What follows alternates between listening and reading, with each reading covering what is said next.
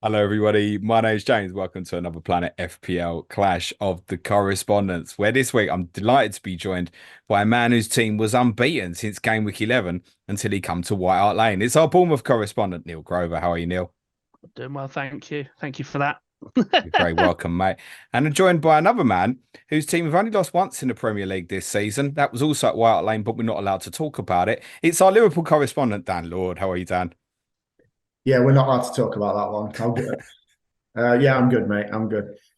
Good stuff.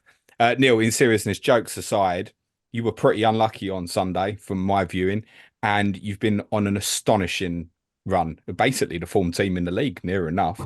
How you feeling about the Cherries, mate? Yeah, I mean it's been an unbelievable turnaround since that pre-Burnley podcast we did where we were talking about is he might he go, and then it obviously came down to an offside decision basically is from what we can gather, and now he's probably going to be at least in the discussion for manager of the month for back-to-back months, right? So yeah, I mean it's incredible. The football's really entertaining to watch. I hope. I mean, result aside, I thought Sunday's game was fantastic. Yeah, it Um, was a good game. and I thoroughly enjoyed it. Yeah, and I feel like I'm excited to go to watch Bournemouth again, which isn't something I don't think many Bournemouth fans have been for basically since Eddie left. Really, it's a good time again to be a Bournemouth fan. Good stuff. You mentioned the football's attractive. Is it? Or is it So just is it a positivity of results? And by the way, I do think you were attractive to watch on Sunday. I think any fan, regardless of what style of football that is being played, the one thing they want to see is sort of desire and sort of drive from their football team, which I think we've got in absolute spades. I think it's very clear that we want to play on the front foot, and some of our pressing. I mean, there were points again. I'm just thinking back to Sunday as it's the most recent game. There were points where you couldn't get out of your own box, and we just couldn't score. But the last Um, 15 minutes of the first half was ridiculous. yeah, like I've never seen us dominate a team like that until recently. It was just one of those things. But yeah, I mean, and that's just exciting to watch. And you never know quite what's going to happen. I mean, there will be goals, whether or not it's in the right end for us or not. I mean, most of your goals came from exploiting that press. And that's fine. Like I can live with that. I can deal with us conceding if it means that we're interesting and we're trying to score, and we're trying to be on the front foot and trying to be exciting. Plus, the young nature of our squad as well means that there's a lot to want to root for. It's just going to get better and better, hopefully anyway. Yeah, and players obviously returning to fitness from injuries who we've kept talking about. It's going to basically be near enough all bar Tyler Adams now, isn't it? Of Yeah, the longer who's term ones. exactly. Traore is the only other one that's been long term injured. Yes, that was a strange one, which we now know the reason for, wasn't it? It's obviously he's had malaria, the poor fella. So that's explained why he's obviously not been used a lot for you this season. Correct. Yeah. Dan, we actually got a kind of a whiff of what Bournemouth might be really early in the season at Anfield when they scored against you twice in the first 10 minutes or so. One was obviously disallowed, but they came with this high press. You obviously recovered and won the game, and they obviously went on this long bad run. But we kept saying that we felt that there was something there with this team. Did you take anything from the game earlier in the season and think that they would improve to the way that they have? Um, it's that long ago. I didn't, if I'm honest with you, but I have watched Bournemouth a few times, and I've been impressed. I always like these lower teams who actually try and play regardless. There's nothing worse than these who just sit 11 behind the ball and hope for a counter attack. And actually, if teams go for it, they're in with a chance, and Bournemouth have proven that, regardless of who they've got on the pitch, a good system will bring results, and it's proved the case for Bournemouth and Iraola. Did you say that, Dan, though, because it's better for Liverpool to play a team that wants to do that rather than one that just wants to sit in like a Manchester United? God, that was dire, wasn't it? That Jesus. Wasn't great, mate. I think it was the worst game I've seen this season until I watched United play Forest, and then that was just as bad, I think. The United Forest was worse that first half, particularly. It's shocking. Yeah, I mean, from my point of view, it's always, when teams have a goal, they leave themselves open. Like they did with you. I watched the Bournemouth Tottenham game at the weekend, and they did leave themselves open to the counter attack, which is not something you want to do against Spurs, and probably not something you want to do against Liverpool. But from a Bournemouth fan perspective, I'm sure it's more entertaining to have this and get beat 5-2 than hold on for a 1-0, a 2-0, or let's not get battered. I don't know. It's probably refreshing, like Neil said, for a Bournemouth fan to have a bit of a different take on the way his team are playing football. Are you aware, Neil, that I tipped you to beat us at the weekend? I am, and it was the first game against a Big Six team where I've sort of been like, we could get something here. And I tweeted at the weekend, I think if we play that game 10 times, we win probably more than we lose.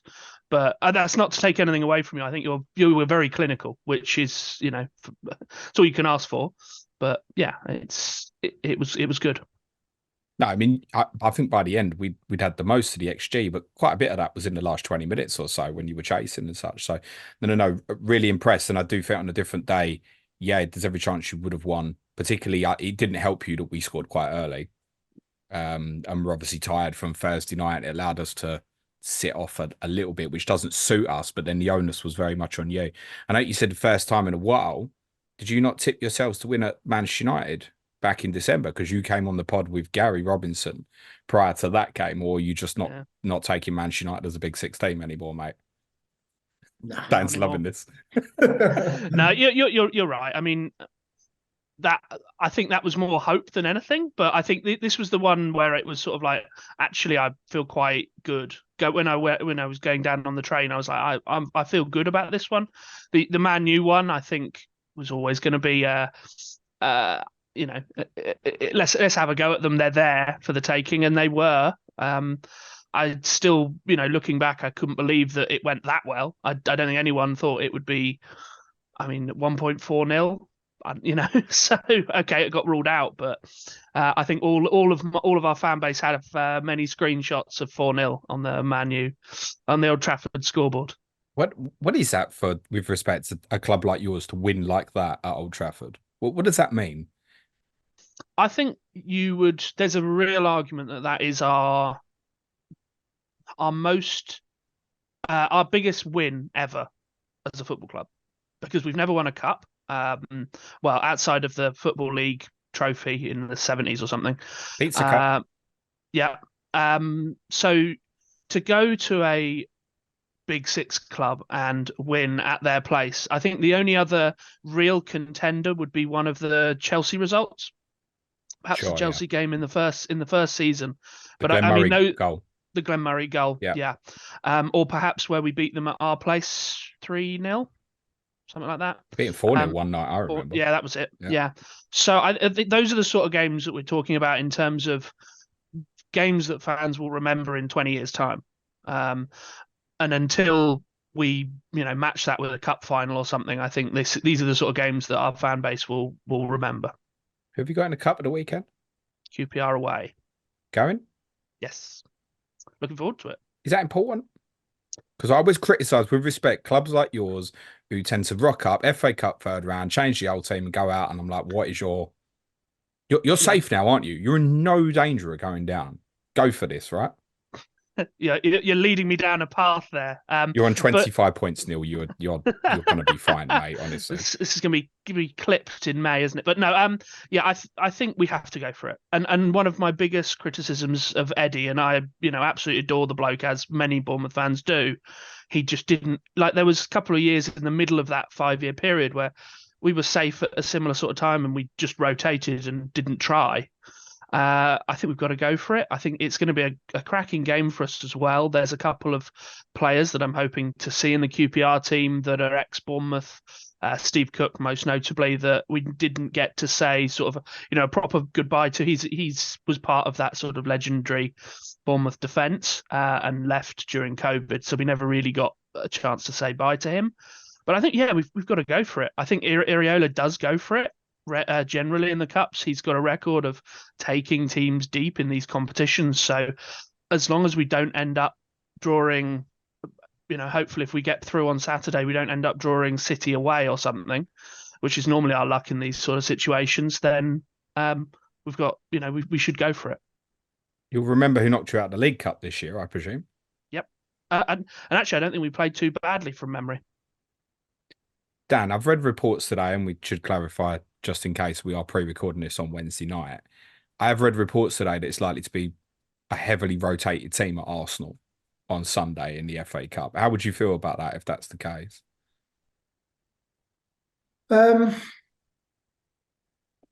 Yeah, I think it'll be kind of half and half. I mean, what is a rotated team these days? I mean, we've got a lot of people you could question. Are they good enough for the starting 11? So actually, when they come into the team, is it a downgrade that much? Unless they're playing kids, I'm not sure. Obviously, you've got your Van Dijks, your Alissons, your Salahs who've got to play every single match. But other than that, and Trent, should I say? But other than that, the rotation there anyway from week to week. That's probably the signifier, isn't it? Like Kelleher probably would play in goal anyway, I would guess, because he normally does play in the cups for you. Yeah. But I think if Trent and Van Dijk are maybe not in the team, that's probably the one. You are right. The rest of the team almost you could choose from the front six, if you will, from sort of 8 or 9 or 10 options, subject to fitness. But I think, yeah, if Trent and Van Dijk weren't in the team, that's the one that will cause a few questions, I think. Yeah, a couple of the kind of cup games, the last Europa Cup game, he played Trent, he played Verge, which was a bit of a surprise, when we'd already won it. But I think he gave him a game with Quansah in that game before he picked him in the league with him as well. And yeah, he might do that. I mean, are Arsenal going to rotate as well? Probably not. I don't know. I'm not that bothered. I think the difference being is obviously you've got the League Cup semi-final next Wednesday, haven't you? So that's the difference. Whereas Arsenal, after they play you, don't play for 2 weeks. You've got another game on Wednesday. Then you've kind of got your own break. So I think that's probably where the logic's come around, that Arsenal will probably go stronger than you on Sunday. You're very much in this title race, aren't you, Dan? Admit it now, pal. Well, Come yeah, on, I mate. mean, on 3 points clear.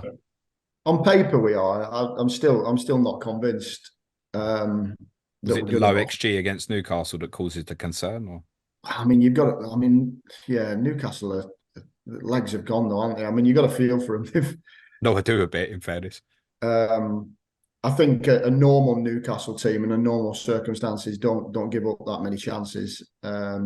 So I think that's kind of overinflated, is that XG that we had on that day. I think it was just one game too many for Newcastle, although we keep saying that for Newcastle, it's one game too many. So, they have used the same kind of 11 or 13 for the last kind of 12 months, and now it's catching up with them. And, you can't do it forever, and hence all the injuries. So I think it doesn't paint a true picture, that XG against Newcastle. That's unusual. Yeah, I mean, we're in it because we're top of the league, but I still don't think we're good enough.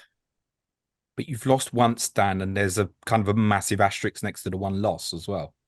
I know, and this is where it's a little bit weird because is it just the standards dropped off a little bit this year? You could argue, or other teams got better. I don't know. We've been fortunate in only the one loss. I can't. There have been several games where Alisson's played a blinder and kept us in it, or made a really important save at a crucial point of the game.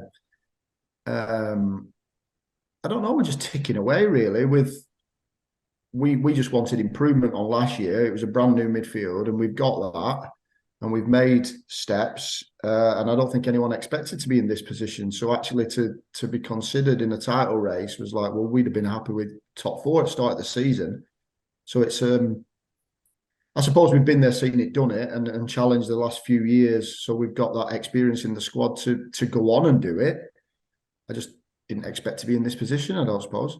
It's amazing how quickly the narrative changes, right? At the moment, it's like pole position for Liverpool, but only go back 2 games, You've drawn 2 home games in a row, admittedly against strong opponents. In United, it's a derby game basically, and then obviously Arsenal, what I thought deserved the point on the night. To be honest, they lose twice. You win 2 games you would expect to win, Burnley away, and then a fatigued Newcastle at home. Suddenly, there's a little gap, and there'll be some making you favourites at this point, mate. Yeah, but I mean, how bad have City been? And how many points are they behind? Is it 4 They're points? 5 behind you with a game in hand. Well, It's there you nothing, go. And how bad basically. have they been? You know what I mean? They've not even started yet, haven't City? So yeah, I still say City. But then it'd be maybe nice. neither of you. Well, I mean, if you think of teams, I mean, last year I thought Arsenal overachieved. That's why I didn't think they'd be as good this year. And we've overachieved so far this season, whereas City have not achieved at all. They've not played well really at all yet. So all it takes them to click into gear, get De Bruyne back, Haaland back fit, and that's suddenly that 2 points after the game in hand is eating away a couple of poor results, and it's back in the hands of the people who know how to do it. Neil, how do you see the title race? The neutral? I presume you're ruling yourselves out. I know you're on a good run, mate. Well, yeah. I'm afraid I think we probably aren't going to be competing this Left year. it a bit late. Yeah, a little bit late on the charge there, but yeah. I mean, I see it as a 3 horse race, like most do. I think you just can't rule City out, and like you said, I mean, it's just going to take Haaland to come back, and who's bear in mind he's missed these very congested fixtures. Obviously, they're not really losing. Are they losing anyone to AFCON? City, no one. Whereas you're losing your talisman. Okay, there's not a huge amount of fixtures, but he's probably gonna miss what, 2 or 3 us, and then presuming Egypt go deep, it's another couple, right? So that could be the gap gone, right? Yeah, Neil raised a very good point there, Dan. How big of a miss is Mo going to be over this period, which I guess is most likely to be 4 games in terms of Premier League games? Yeah. Surprisingly, I don't think he'll be that big of a miss, if I'm honest. His goals are always a miss, but I think we'll just adapt to play a little bit differently without him, and probably in some ways we'll be better. If that sounds not too stupid. Well, I'm going to ask you to explain it, Dan. Go on. Well, I think he offers very little defensively on that side, so he leaves Trent wide open. I think having a right-sided midfielder, whether he goes with Elliott, Szoboszlai's injury pending, whether he plays on the right, it almost gives Trent more of a license to get more forward, because then you've got a right-sided kind of player, whether it's the right-sided centre midfielder or the right winger, who is actually going to come back and help out. Where Salah does it, but not how you would. I mean, he's better going the other way, isn't he? So you don't really want him to come that deep. You want him to give the fullback something to think about and think, oh, actually, I'm not going, because if I go, I'm going to get burned. So I think from that point of view, it kind of makes it brings other people into the game a bit more.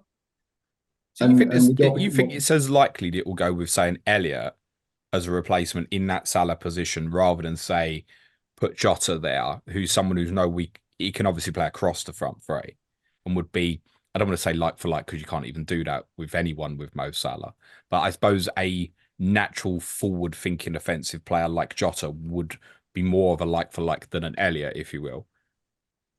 Yeah, Jota would be more like for like. I always think Jota looks uncomfortable on the right, though, if I'm honest. He can play left and he can play centre, but on the right, I don't think it suits him very well. But we'll see. I don't think it suits Diaz either. Nunes potentially could go there. I think the idea would be Elliott. I think Elliott deserves a chance. Whenever he's come in, he's done really, really well. And, he's probably been biding his time and said, when Salah goes, I'm going to have a real shot at it. And I hope he gets that shot. He's a different player completely, but we'll just change the way we play a little bit, I suppose. Salah in your squad, Dan? Gone? Where you at with him at the moment? He For was. FPL? I changed him ahead of deadline. I don't know why. It's not like I was chasing any monies or anything. I'd moved Bowen in for Salah kind of ahead of the game yesterday. Ouch. Neil, Salah in or gone? he's in. He will be gone. I'm just waiting to see what happens over the next couple of days. Get a little bit more information. Okay, well, I'll lose a couple of points, but I value information over the odd point. Anyone you got in mind? I think Bowen, in particular, because Dan feels better now. Cheers. I think he's a must. I think he's a must. He's playing centre forward, and he's got to be in, hasn't he? Yeah. But I've also got Son, so I've got a little bit of thinking to do around what I do next. Yeah, same. Got both. I guess the obvious point here is to ask, most of us are certainly, at least in Salah's case, going to want him back.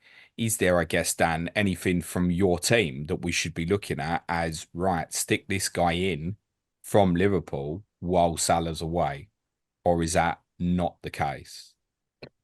I wouldn't kind of say it with such certainty that this player is, definitely get him in. If I was to have a punt on anyone, or if I do have a punt on anyone, it'll probably be Jota. I just think he's the goal scorer. He's the most natural goal scorer in the whole team, more so than Salah, in my opinion. But I don't know how many minutes he's going to get. Yeah, that's it, isn't it? And where? And because where? I think with the makeup of the four, let's call them forwards who are left, Diaz, Gakpo, Nunes, and Jota, I feel like they could. Certainly Diaz is best from the left, and we know he can play on the right. But all of them could play on the left. They can probably all play on the right, but all of them would be more comfortable on the left. And there's three of them can certainly play as the 9 as well. So I get the thinking of what you're saying about an Elliott maybe taking up that role. Now, if Elliott takes up that role, you're looking at Jota sharing the minutes with the two other attackers, and it's sort of been 2 in, 2 out, for example. That would then feel like not enough minutes. Would be the concern. And it could be hit and miss, right? Where you get, right, Jota plays Arsenal, Fulham, then doesn't play Bournemouth in the league, doesn't play Chelsea, then plays Fulham, Arsenal away. And like, oh, great. That's helpful. He does feel like it could be something like that. Yeah, it's too tricky to navigate, and the upside of it is not worth the risk, I wouldn't have thought. Neil, any of them Liverpool players under consideration? I suppose here specifically, we're looking at Jota and Diaz, really. I think, like you say, it's too much of a gamble on one of them. Like, unless you know for like that one of them's going to start. I mean, well, again, we'll have a bit more perhaps information after the FA Cup games, in that we'll have seen who played 90 minutes. It's maybe not that one that plays against us, but we'll see. I've got plenty of time to think about it, I think, for me. And I'm glad you mentioned that, because I think if you win at Arsenal, Dan, that potentially makes the idea of getting a Liverpool player a little bit more interesting, not necessarily to cover for Salah, but for someone to have with him when he comes back, because that would certainly increase the likelihood, I think, if you obviously beat Fulham as well, to have that Luton game in game week 26 brought forward to game week 25. Now, suddenly, if you had, say, Salah is back for 24, and you got Burnley at home and then a double in 25 with Brentford away and Luton at home, we need to be looking at treble Liverpool, surely, if that's the circumstance. So you're going to tell me, Dan, Salah, Trent, and Jota for me. Jota. Yeah. Thoughts on that, Neil? I mean, what would you feel if that was the circumstance? You're looking at Burnley at home and then a great double game week afterwards as well, potentially for Liverpool. Yeah, I mean, you want 3 there, right? I mean, I've got Trent, and I would want Salah, and then it's just pick your poison, right? With what's left and where the funds lie.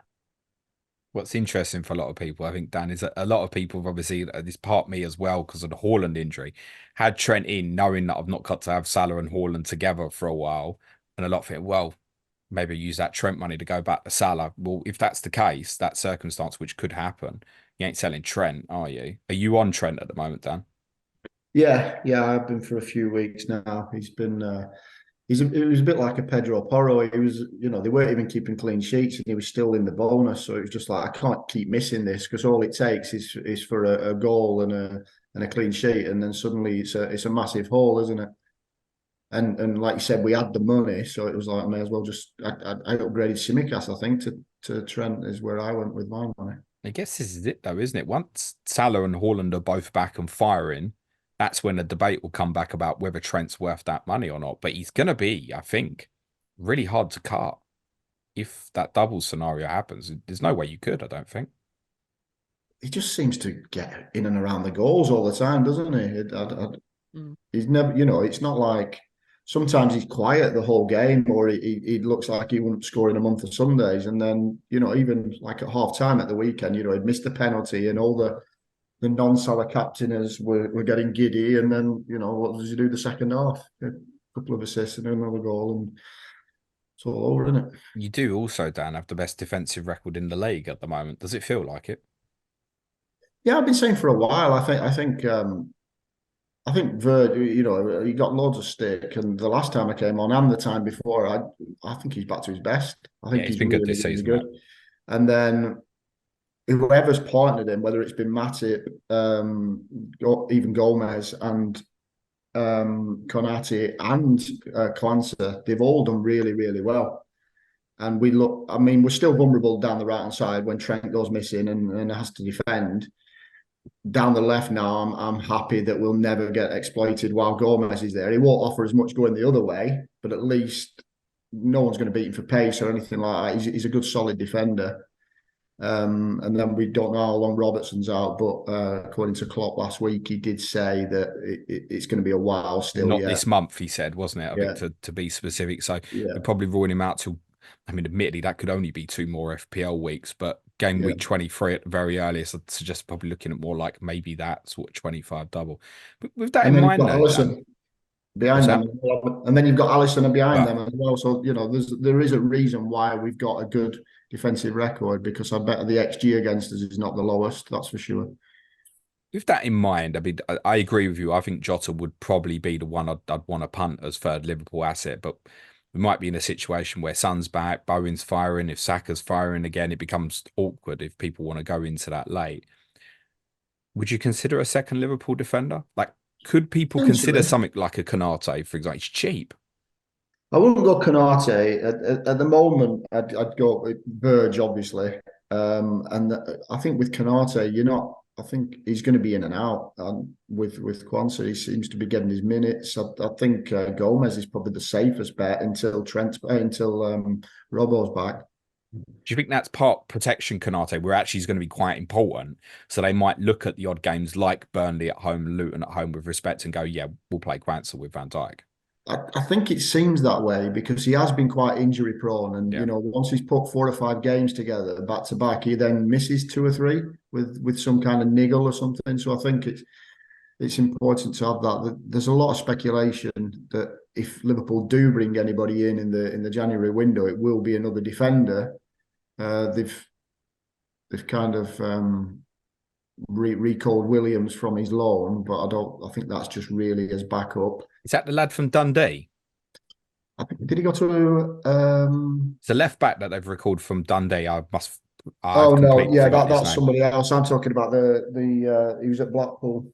Is it Reece Williams? The guy. Okay, played a bit with Nat Phillips when you had that car crash a couple of years ago. Yeah, because of the Matip injury and obviously Gomez having to play out left. They're just a little bit like all it takes is one injury or something, and we're up against it really. So there's talk of a centre half being brought in as well, if anybody. But then the people really in the know don't reckon they're going to make any moves whatsoever throughout January. So who knows? Okay. Owen Beck is the left back from Dundee. Yes. He's made 20 appearances for them this year. He's 21, so he's not a baby. So we might see him involved in the squad. You certainly need some cover there with the Robertson Shimikas situation. Neil, have you given any thought to game week 21 captaincy yet? Not really. My first priority is work out what I'm doing with Son and Salah, and then seeing where I sit from there, and kind of making a go from there. It's not great option wise, right? So we've gone from like having 8 or 9 brilliant options this week to looking at 21 and going, uh-oh. Dan's frantically, I think, pulled up the fixtures to have a little glimpse for himself. I just wondered who I've got it on. I've got it on Saka at the moment, home to Palace. I've got the same, but it feels... That's what I've got. Yeah, so all of us, okay. It feels a bit meh at the There's moment. nothing that sticks out, is there, that says you've got to attack that game, really? Not really, no. So, Dan, Trent, What, home to Bournemouth? well, way to Bournemouth, isn't it? Away to Bournemouth, sorry. I can't see Bournemouth not scoring, if I'm honest. So, Neil was violently, aggressively nodding, by the way, for the benefit of the audio. This is like, yeah, we'll score against them. yeah, I mean, it's a possibility. It's a punt, in my opinion. Like you say, it is slim pickings, but I think I'd rather go a City player away at Newcastle than. Yeah, but even that, subject to Haaland and De Bruyne, that's now complicated. Like, what if the two of them are like maybes to be back? The other thing that obviously complicates your fixture a little bit, not that it should overly matter unless either you draw in the FA Cup and have a replay, but obviously it's not the opening weekend, right? It's the second weekend of the game week, so you're waiting a long time as well. So if you do captain Trent Alexander-Arnold, please do vice captain someone who's playing on the first weekend would be the recommendation. Neil, so Dominic Solanke then. I just to cover off the Trent piece. The last time we didn't score was 7th of October against Everton. So that's quite a few games. Yeah, okay. But Alex Scott, as I've heard, is a Tottenham fan anyway. So we scored 4 on Sunday. You didn't really score, mate. Well, we gave you the first one. That was a freebie. Yeah, maybe the 2 tackles we won might have helped as well, to be fair. Yeah. But is that a ridiculous call? Solanke at home to Liverpool? I mean, he would. Again, I hate to say it again, but on another day he pulls against you, right? Absolutely, absolutely. He's still, and he's going to be rested, I suspect, on Saturday. So he's going to have a little bit of a rest, which will be doing, I'm sure, the world of good because, we've kept a very similar 11 recently. So it's not totally ridiculous, but I'm not going to be shouting from the rooftops to, Captain Solanke against Allison, right? No, fair. How good's he playing though, mate? He's looking like the player that I think we all thought he was. But it's taken a very long time to find. But development takes time sometimes, right? I mean, look at Vardy. He didn't, he wasn't a dissimilar age when he started to really roll, right? So, and the player has been there. I think some of the system hasn't suited him. He's been a little bit deprived recently of service. I mean, he showed it in the Championship that he still had that finishing quality. And then, the past couple of systems, he's had to maybe drop deeper to try and come and fish for the ball and try and create himself. Whereas now he's got, quality balls coming into him that he can do his thing with. And I think the interesting thing for me is he's added heading. Like some of the goals against Forest were proper, strikers heading finishes, right? They weren't like a little flick or anything. So he's clearly, he's really rounding off as well. And I think it's going to be a bit of a nervous January because of that. I think there's going to be at least someone that comes in with a bid for him. I don't think we'll blink. And in fact, yeah. I'm waving for the benefit of the audio listeners because, yeah, maybe we might need a new number 9. I think it's 80 million plus, right? How much? I mean, 80. It's got to be, right? No, how much did you pay Dan's team for him? Well, the chant is 20 million. I think it was a touch more than that, but we've got to pay them out of some of it. What is it? 20 million down the drain. Dom Solanke scored again. Is that the one? Yeah. Is it? Yeah. Dan, you obviously had him. What was your thoughts on him? It was very difficult for him at the time because you had obviously the famous front three up front together. Yeah, I think it was. I mean, he was Chelsea before that, wasn't he? And yeah, I mean, for Chelsea to see something in him and Liverpool to see something in him, then he's got something about him, hasn't he? For them two clubs to kind of show an interest. It was a weird one that we picked him up at the time. Was it a deal with somebody else? I want to say it was kind of part of a different. Maybe. I think it was part of a deal that he ended up coming with us. Wasn't buy one Mo Salah, get another one free, was it, or something? No, it was after that one, wasn't it? But Chelsea fans. I can't remember. I don't think he ever got a fair crack of the whip, if I'm honest, at Liverpool. So it's difficult to say. I've always been impressed whenever I've seen him. He's a handful for defenders, and yeah, he's a good player. I'm not sure if he is good enough for one of these top six, but he's certainly Premier League standard for sure. Yeah, I am aware Chelsea fans as well that Liverpool bought Mo Salah from Roma. Neil, yeah, Dan asked a good question though. Good enough, do you think? Like, if Tottenham bought him, or Arsenal keep getting linked with forwards, they need one. I mean, would he be good enough to go into the Arsenal team, for example? I don't see why not. I mean, I'm watching him mature. As I said, he's got everything that you want to see in a striker of that sort of ilk. Like, he can hold the ball up. That's been his game for quite some time. He's developed a sort of a finishing and a real clinical edge to his game, and the sort of that swagger that really top strikers they always do. They always just have something about them. Some of his little flicks and those sort of goals. He's got that. He's now added heading in as well, as I said, and he's really unselfish in terms of he will battle off the ball. You will see him in and around our 6-yard box when we're defending a corner, and all of that really good stuff that you want to see from that sort of player. And I think the only thing that he's really lacking for one of these big clubs to really come and knock on our door is probably a 15 plus goal season in the Premier League, which I think he's easily going to do this year. Yeah, he and will. he's on. So I think once he's got that on his CV, I mean, what more, as fans of big clubs, I mean, what more would you want to see from a player? And let's not forget, he's English as well. I know that's not a massive thing nowadays, but it helps quotas and all of that, right? Yeah, I mean, it certainly does, and that's why you'd be a premium if you're buying someone like him. Yeah. Similar would apply to sort of Ivan Toney from Brentford at the moment. Mm-hmm. I think he's not an unknown to me, even from his youth. Wasn't he a player of the tournament for the England's under-20 team that won the World Cup, I think, which people forget because it was Dominic Calvert-Lewin that actually scored the winning goal in the final, but he'd scored loads in that tournament, if I want remember to say correctly. he was player of the tournament, I want to say, but I could be wrong. Yeah, I think he was, mate, yeah. Him and Lewis Cook, which, funny how things work out in football. I'm a Solanke owner at the moment, Neil. I'm going to assume you are. This is FPL, Yes. obviously. Dan? Yeah, as well. Yeah. Yeah. Are we all happy to keep him? Because it's worth saying, Neil, this is a tough run coming up, isn't it?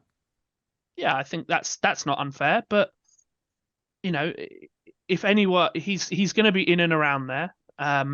He's going to be on he's going to be in the mix. We know he's on penalties now, joking aside. And he's in form. Like, sometimes all you want is a player that's just hitting stride, and there's a lot to be said for that.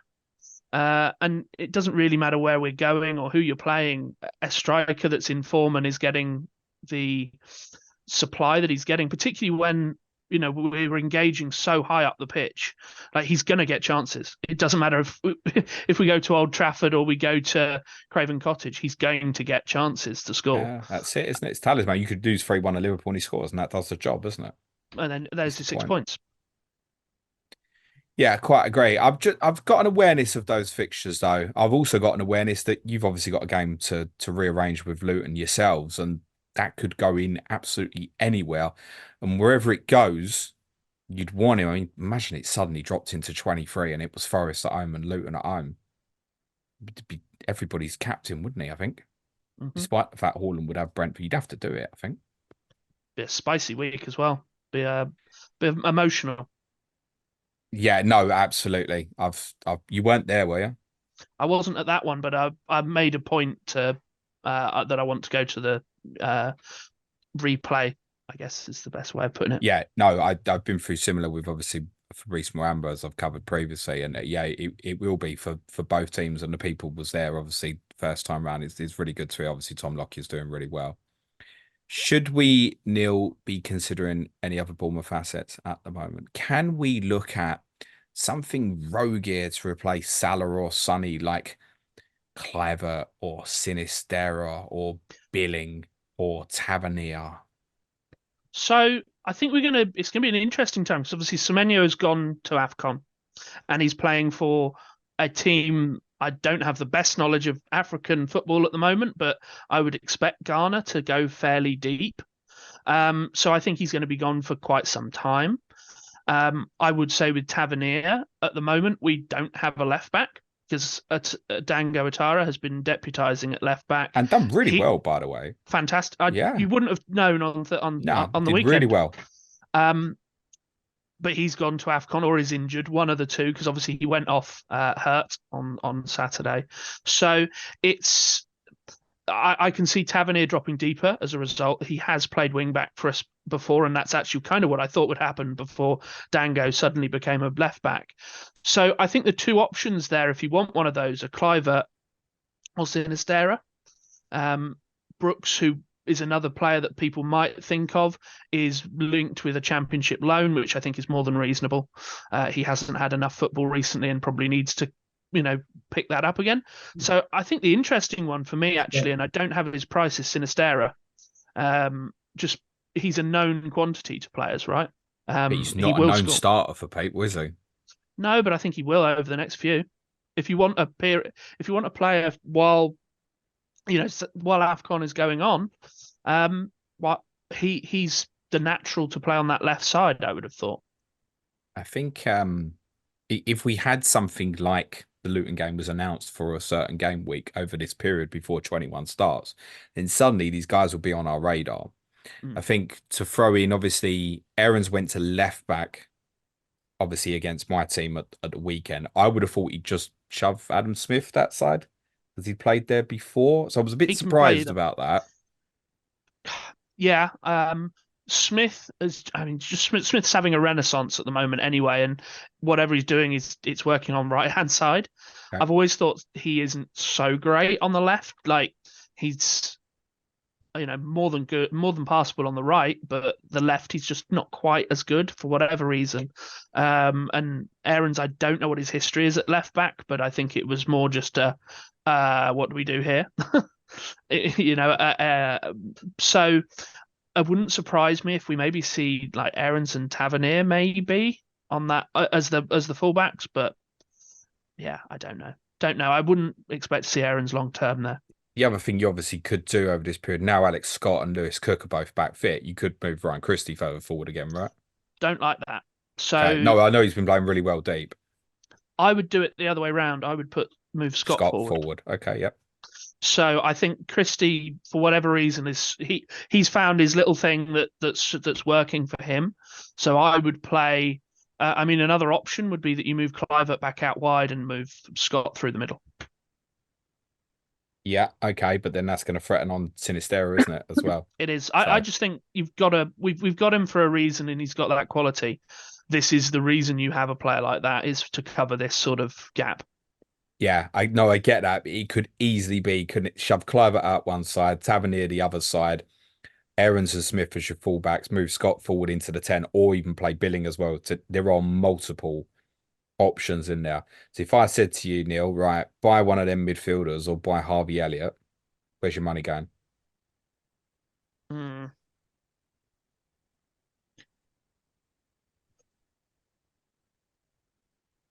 I think I would buy one of ours, but that's just because of my own biases. Plus, at home, when you're not sure, back the home dog.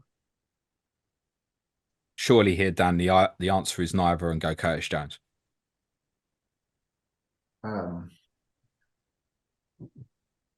Probably, I'd be tempted with your face, mate. Well, I wouldn't go Curtis Jones because again he'll just get rotated in and out, as will Harvey Elliott. At least with Bournemouth, a few of them guys are going to feature, aren't you? Pretty much 90 minutes in all the matches. If I was to have a punt, I'd have a punt on Sinistera.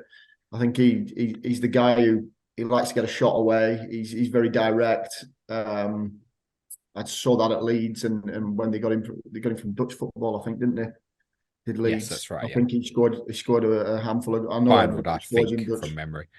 Yes, he played with Sensi there, which is just another interesting how things work in football. Okay. Yeah, so I think I'd have a punt of him, but I've also liked Alex Scott. The games I've seen of him, he's got that creativity, hasn't he? He's got that little bit. I don't know if he'll get you many goals, but he'll be creating chances. I really like Curtis Jones, Dan. I've said that a number of times recently. I thought it was really good Monday night again as well. Around all the madness that was going on, I think his performance went well under the radar. I think he should be in the next England squad. I mean, he was one of the standouts in the under-21s when they did so well.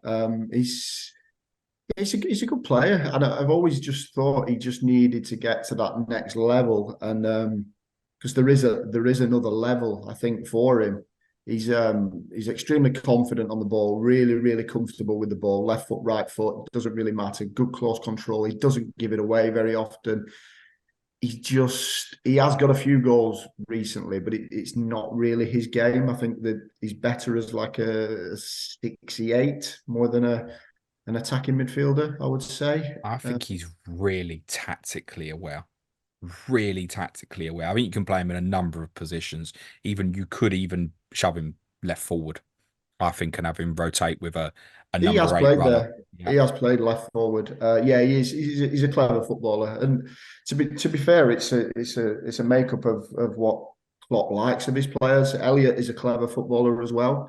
You know, some of these players that they have that the system, they actually play the system very well. Even Endo started to play well. I know he's gone now, but he is a clever footballer as well. How much of a miss briefly will he be? I don't know. I mean, McAllister's back now. Mm. I suspect that him and Jones will play the six. I prefer Jones in the six, if I'm honest. But there's so many options in there. They change it around all the time. Gravenberch could play. I mean, I've always said that Endo's not really a six. What he does do as a six, he wins it back well, doesn't he?